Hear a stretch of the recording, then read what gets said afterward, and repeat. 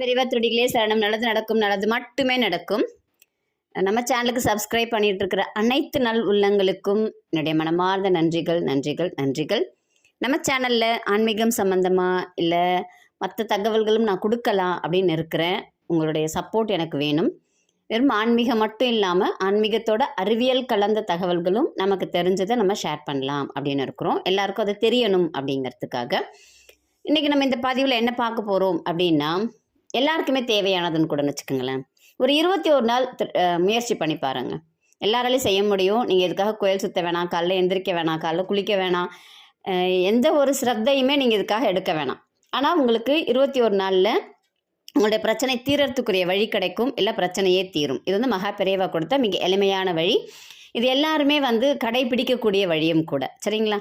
ஒன்றும் இல்லை, நீங்கள் நைட்டு தூங்க போகிறீங்க அப்படின்னா தூங்க போகிறதுக்கு முன்னாடி எல்லாருக்கும் ஒரு நன்றியை சொல்லுங்கள். உங்களுக்கு யாரெல்லாம் உதவுனாங்க, எனக்கு என்னென்னலாம் நடந்துச்சு அப்படிங்கிறத கொஞ்சோண்டு ரீகால் பண்ணி பாருங்கள். நைட்டு தூங்க போகிறதுக்கு முன்னாடி உங்கள் அம்மா அப்பா எல்லாருக்கும், கடவுளுக்கு எல்லாருக்கும் நன்றியை சொல்லுங்கள். நன்றியை சொல்லிவிட்டு ஒரு கண்ணாடி பவுல் எடுத்துக்கோங்க. அதில் 2 ஸ்பூன் கல்லுப்பு போடுங்க. அந்த பவுல் நிரம்புற வரைக்கும் தண்ணியை விட்டுருங்க. நீங்கள் எங்கே தூங்க போகிறீங்களோ அதை தலைமாட்டுக்கு மேலே வச்சுக்கோங்க. இல்லை எங்கே உங்களால் வைக்க முடியுமோ, காய் கால் படாமல் கீழே தள்ளி விட்டுறாமல் எங்கே வைக்க முடியுமோ உங்கள் வீட்டில் நீங்கள் அங்கே வச்சுக்கோங்க. அவ்வளோதான் நீங்கள் செய்ய போகிற பரிகாரம். மறுநாள் காலையில் எந்திரிச்சு அதை பாருங்கள். கல்லுப்பு ஃபுல்லாக கரைஞ்சிருக்கும். நம்மளுடைய பிரச்சனைகள், நம்மளுடைய கோபம், நம்மளுடைய நெகட்டிவ் தாட்ஸ் எல்லாமே அதில் கரையிறதாக ஐதீகம். அந்த தண்ணியை எடுத்துகிட்டு போய் நீங்கள் வெளியில் கால்படாத இடத்துல விட்டுருங்க. இல்லைனாக்கா செடியில் விற்றுடுங்க. அது மகாலட்சுமி அப்படிங்கிறதுனால நீங்கள் ஜிங்கில் ஊற்றுறதோ இல்லை பாத்ரூமில் ஊற்றுறதோ செய்யாதீங்க. சரிங்களா? நம்ம கல்லுப்பை எல்லாருமே மகாலட்சுமியாக பார்க்குறோம். அதனால் அங்கே மட்டும் போடாதீங்க, நீங்கள் இங்கே ஊற்றிடுங்க.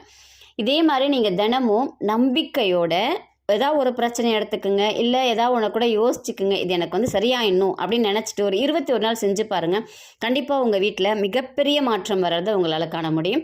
உங்கள் பிரச்சனைக்குரிய வழி கண்டிப்பாக கிடைக்கும், இல்லை பிரச்சனையே தீர்ந்துடும். ஆனால் நம்பிக்கை மட்டும் வேணும். இதை செஞ்சனா போயிடுமா, இதை செஞ்சனா தீர்ந்துடுமா அப்படின்னு யோசிக்க ஆரம்பித்தோம் அப்படின்னா நமக்கு வழி கிடைக்காது.